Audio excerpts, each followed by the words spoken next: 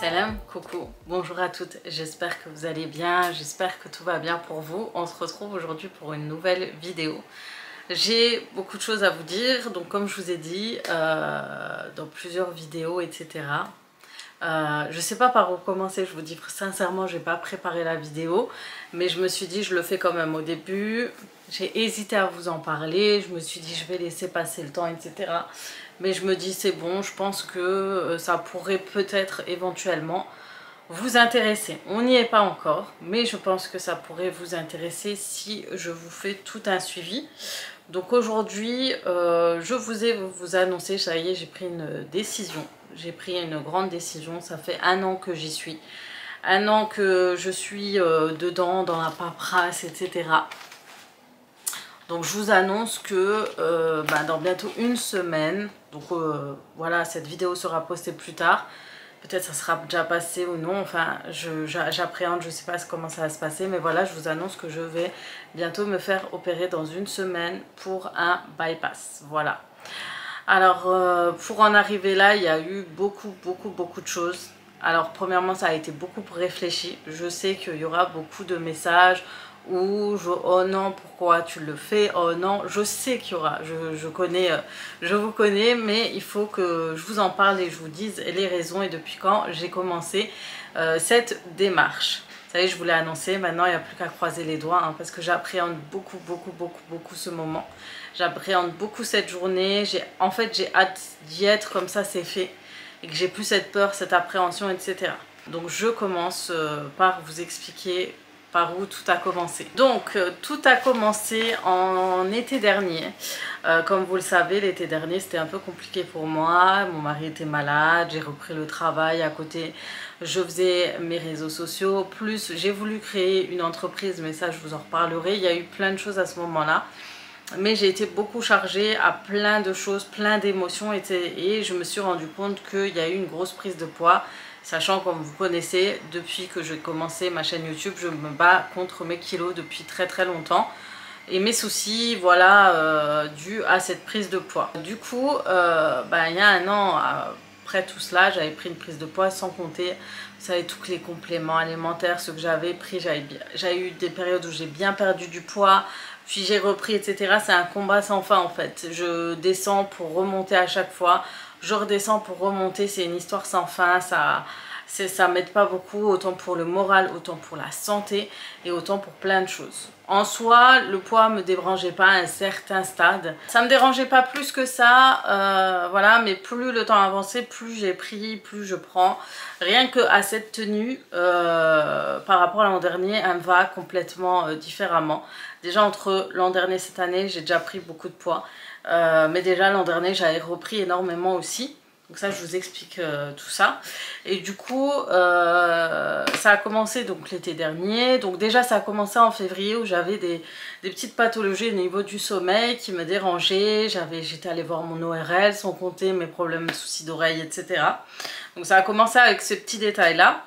J'ai fait même un test d'apnée du sommeil dont je suis diagnostiquée. J'ai de l'apnée du sommeil.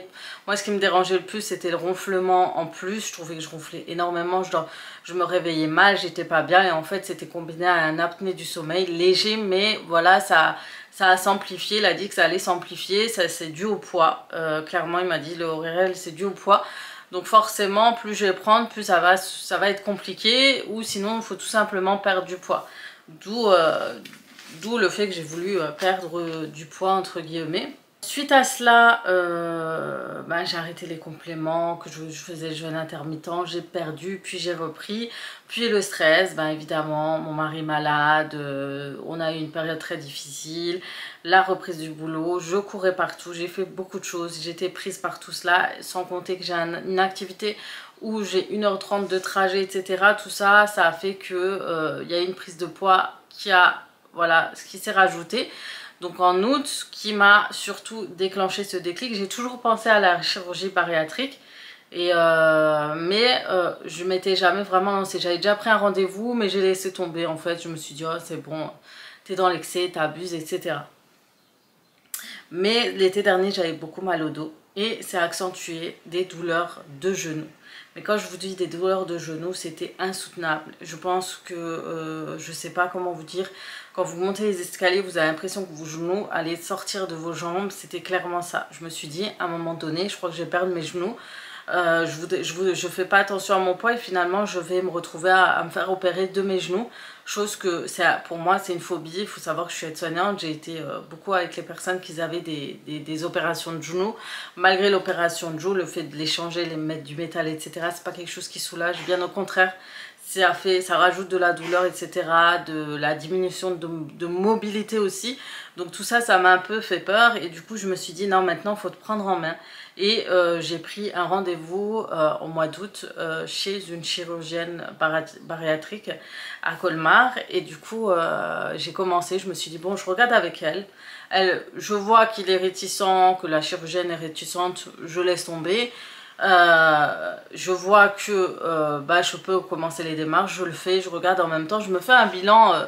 Vous savez, quand on commence cette opération, elle n'est pas facile, hein, quand on commence les démarches, vous avez 1 an de bilan, 1 an de démarche, 1 an de rendez-vous, c'est intense, c'est beaucoup de réflexion, beaucoup de rendez-vous, beaucoup de remises en question, de questionnement, etc. Ça prend beaucoup de temps. C'est pas fait comme ça du jour au lendemain, ouais, je vais me faire opérer et dans 2 mois je me fais opérer. Non, ça fait 1 an, pratiquement 1 an.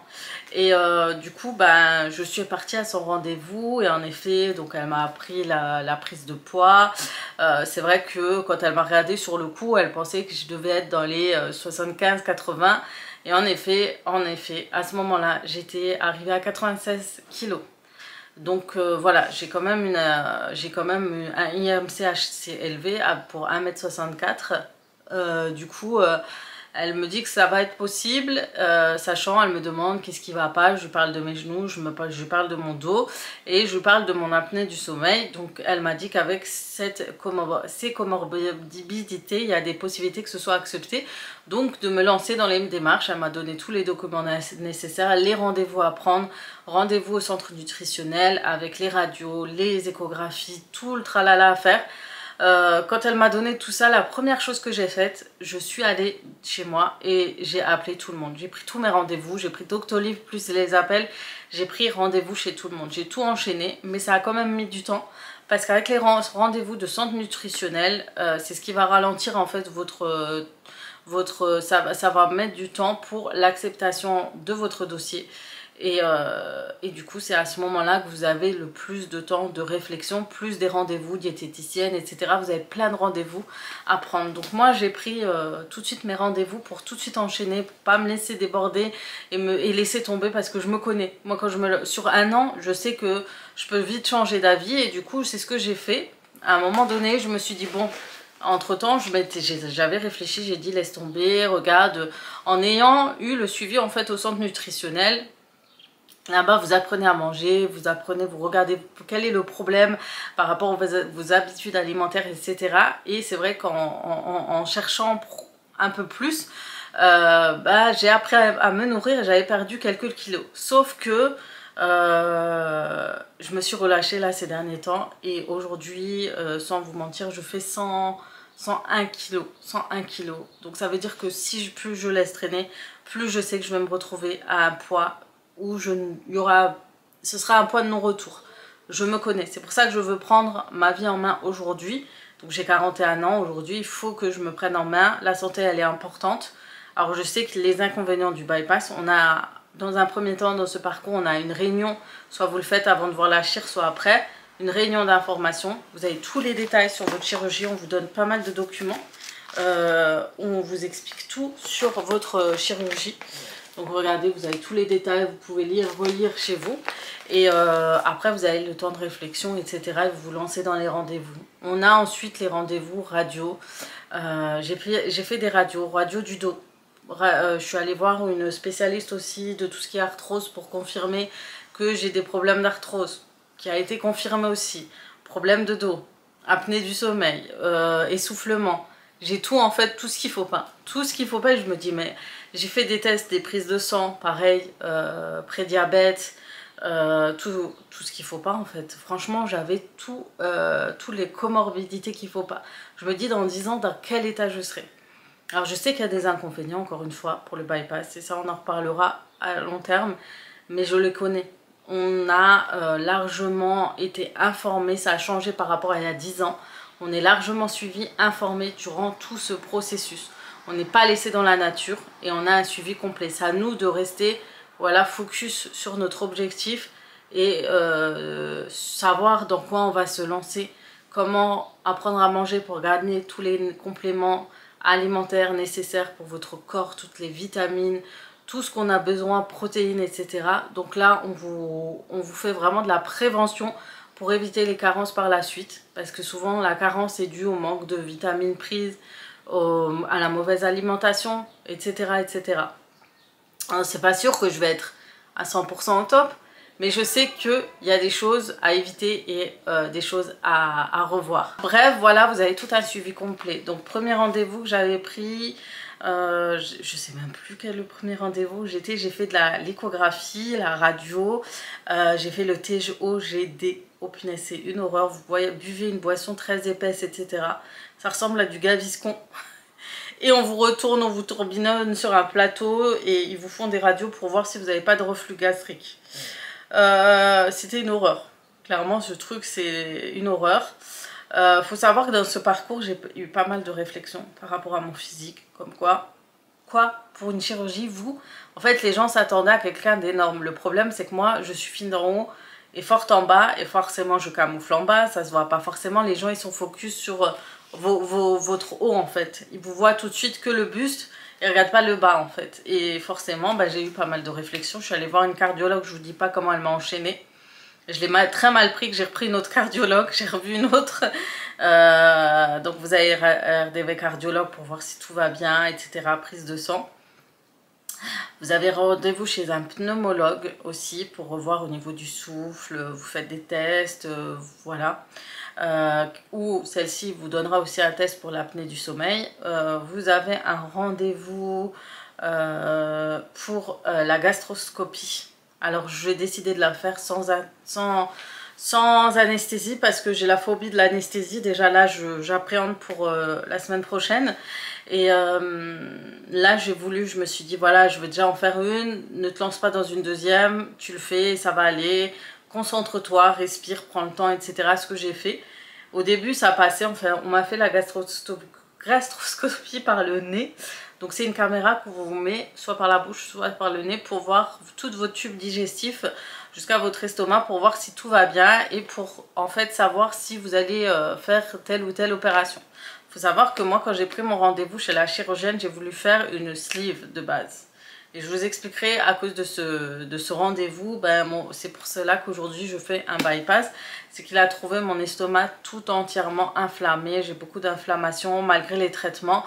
Franchement, j'ai toujours eu des douleurs depuis 2-3 ans, mais ces derniers temps, ça s'est empiré. Et je leur ai dit, j'ai souvent des douleurs, mais c'est vrai que le reflux gastrique, ça m'arrive, mais pas tout le temps. Par contre, c'est vrai que des fois, je vais manger certaines choses, je vais avoir de grosses douleurs. Donc, ça a fait plus que confirmer que cette opération a un bienfait pour moi parce que ça va éviter ce genre de douleur et de risque de, comment on appelle ça, d'ulcère à l'estomac. Parce que ça peut aller jusqu'à l'ulcère, voire des cancers, etc. Et moi j'ai tout le temps ça, c'est quasi tout le temps, ça fait plus de 2-3 ans, voire plus, où j'ai ces douleurs, où j'ai mal, ça me va jusqu'au dos. Et du coup il m'a confirmé, le docteur qui m'a fait la gastroscopie, que c'était bien dû, que j'ai bien des inflammations à tout l'estomac, tube digestif, etc. Donc ça déjà c'est bon. Ce qui m'a permis, ce parcours m'a permis vraiment de voir tout mon côté un peu santé, refaire un grand bilan et c'était un bien. Ensuite, on a rendez-vous chez le psy, il revoit, vous racontez votre histoire de régime, etc.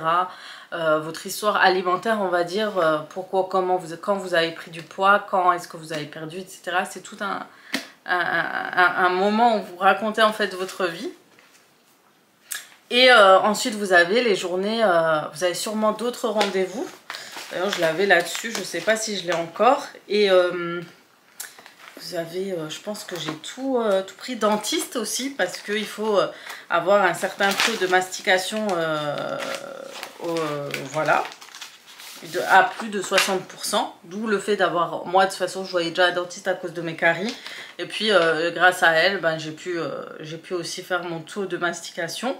Donc gastroscopie, pneumologue, échographie, dentiste et les psychiatres. Et on a au centre nutritionnel 2 rendez-vous d'hôpital de jour à faire durant ce parcours. Donc on a un les premiers mois, dans les 2-3 mois après votre rendez-vous avec le chir. Et ensuite, 3-4 mois après ce deuxième jour de journée d'hospi, vous avez encore un deuxième pour confirmer que vous avez pu faire attention à votre alimentation, vous avez écouté un peu les conseils, vous allez là-bas pareil, une psychologue ou une psychiatre, je ne sais plus, une nutritionnelle, comment ça s'appelle, un coach sportif. Vous voyez tout ça à ce moment-là et c'est ça qui est bien parce que... Et une endocrinologue aussi. Parce que souvent la prise de poids, ce n'est pas que dû à la nourriture. Vous avez aussi tout simplement, c'est des problèmes hormonaux aussi. Parce que dans l'estomac, vous avez tout ce qui est hormones pour la faim, l'envie, etc.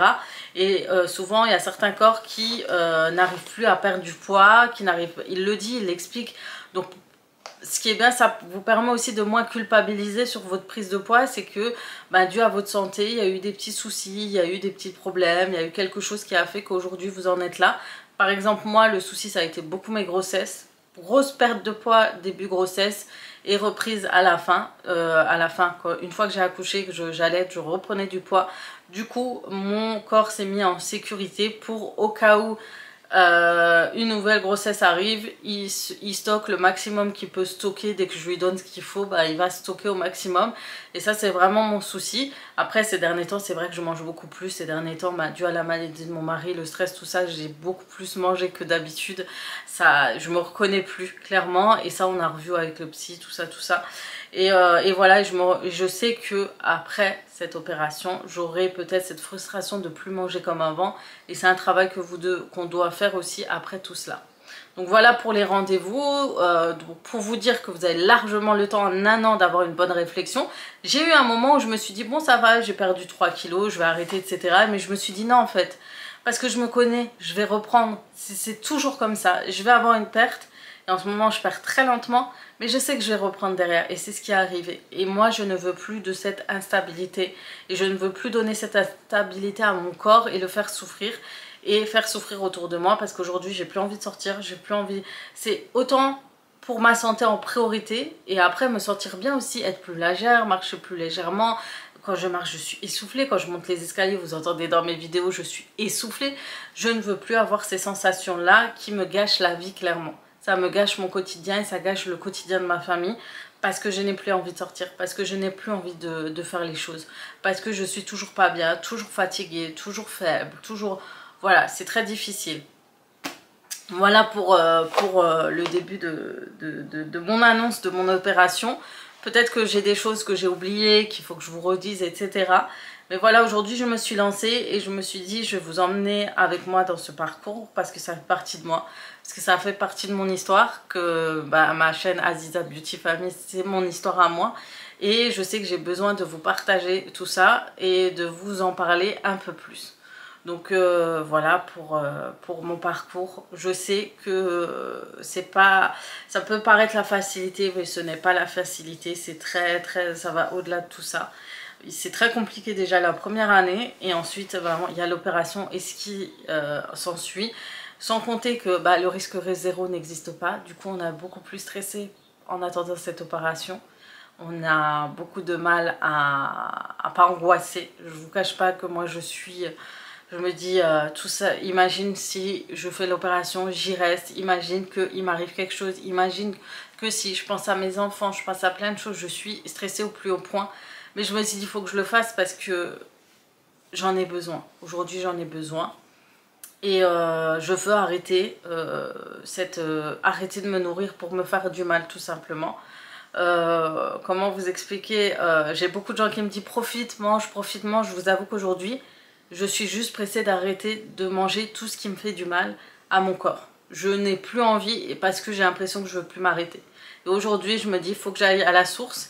Et en plus, ça me fera du bien, autant pour ma santé, autant pour mes brûlures d'estomac, mes douleurs à l'intérieur de l'estomac. Souvent, il y en a qui font le bypass pour ce confort d'estomac, pour un problème de santé et pas pour perdre du poids, etc. Et moi, aujourd'hui, c'est pour toutes ces raisons-là que j'ai besoin de le faire. Et quand elle m'a dit le bypass, je vous avoue, le dernier rendez-vous chez la chirurgienne, quand elle m'a dit voilà, on va faire le bypass parce que vous avez une oesophagite, j'étais comme ça, j'appréhendais, je dis non mais moi je voulais pas ça et tout, mais au final je me dis bah ça me fera du bien, j'ai pas envie de faire une sleeve et finalement j'aurai encore des douleurs à l'estomac, des brûlures, des remontées acides, c'est la pire souffrance. Je prends tout en oméprazole, je n'en peux plus de prendre ce médicament qui a aussi des conséquences sur votre santé, sur vos santé mentale aussi, et du coup je me dis qu'au final ça peut pas être plus mal pour moi parce que je vais en fait peut-être revivre parce que je n'aurai plus ces douleurs là. Après je sais qu'il y aura des conséquences, forcément je le sais. Je sais qu'on a une malabsorption de la nourriture dont les vitamines et que j'aurai intérêt à suivre le protocole à la lettre. Et comme ils disent, après on a un suivi, retour à l'hôpital de jour, au centre nutritionnel, retour pour revoir. Si j'ai un souci, je peux appeler le psy, le revoir. Ça me réconforte sur la suite. Et dans mon entourage, j'ai pas mal de gens qui ont déjà fait l'opération et je sais que j'aurai le soutien. J'ai le soutien de mon mari, ça c'est important. Le soutien de ma famille, ma mère qui a peur comme moi, qui est une grande angoissée comme moi. Du coup, on est stressés les deux. Elle m'a dit, tu m'as rajouté du stress en plus. Mais j'espère que ça ira et que ça ira tellement bien que je pourrai vous poster cette vidéo-là et que je pourrai vous raconter la suite. Là, à partir de demain, on passe au régime au yaourt. Je pense filmer mes courses, etc. et vous en parler. Et puis go, c'est parti. Hein. Ça sera le changement. Ça sera une autre Aziza en espérant toujours aussi positive, qui ne changera pas et qui sera toujours aussi ok. Avec des petites blagues, etc. Mais en tout cas, voilà. Voilà, enfin, je voulais annoncer. Donc, j'espère que je vous ai pas trop saoulé avec ce blabla. N'hésitez pas si vous avez déjà entendu parler de cette opération, que vous l'avez déjà fait, que vous allez la faire, que vous êtes en cours peut-être en même temps que moi. Et d'ailleurs, pour la petite histoire, quand je suis allée la première fois à l'hôpital de jour, j'ai rencontré une abonnée. Alors je me rappelle quand je suis venue en retard et quand elle m'a vue, j'ai senti en fait son regard, genre je la connais. Et dans ma tête, je me suis dit, pas que c'est quelqu'un qui me suit sur les réseaux. La femme me dit, mais tu sais que je te suis? Je dis, mais non. Et du coup, depuis, c'est devenu une amie. Je vous ai dit, on se ressemble tellement, vous et moi, que quand je vous croise, mais après, vous devenez des copines. Elle a déjà fait son opération. J'échange avec elle, elle a beaucoup de mal. Elle me dit, voilà, ça va pas trop en ce moment. Je sais que ça va être dur, mais bon, je continue mon parcours. Je veux arrêter d'avoir mal aux genoux. Je veux dormir bien sans avoir l'essoufflement, les ronflements, l'apnée du sommeil. Je ne veux plus avoir ce mal de dos qui me handicape au quotidien. C'est vraiment moi au niveau de la santé. C'est une priorité avant, voilà, le physique, être mince. C'est sûr que ça fait toujours plaisir de perdre du poids, d'être mince, etc. Mais je vous jure que quand j'ai commencé ce parcours, c'était pour le côté santé. Et quand elle m'a dit pour le bypass par rapport à... Je dis mais en fait c'est encore un plus pour moi qui va changer ma vie. Mais à voir, on ne sait pas encore, comme dit, c'est de l'inconnu. Donc on va découvrir tout ça, vous allez découvrir tout ça avec moi, en espérant que tout se passe bien. Je vous jure, quand je vous parle, j'ai envie de pleurer tellement ça me stresse de ne pas savoir ce qui va se passer par la suite. Mais bon, on y croit, on espère que ça se passera bien. Là, j'ai rendez-vous chez l'ORL pour mes acouphènes. J'avais fait un IRM, on va faire le bilan. Et ensuite, je vais faire les courses pour mon régime au yaourt de demain. Et ensuite, go... je vous accompagnerai, je pense que je vous filmerai pourquoi pas durant l'opération parce que je pense pas qu'ils le font, mais là après tout, et j'espère me réveiller, que tout se passe bien et que j'aurai pas de soucis. Voilà. Bref, je vous laisse, je vous remercie d'avoir vu cette vidéo, j'espère que je pourrai la poster. Je vous fais de gros bisous et comme d'habitude à très très vite pour d'autres vidéos sur ma chaîne. Cette fois-ci un peu de changement, donc on verra ce que donnera tout ce parcours et ce que donnera cette opération. On est dans l'inconnu. Du coup, bisous et à bientôt.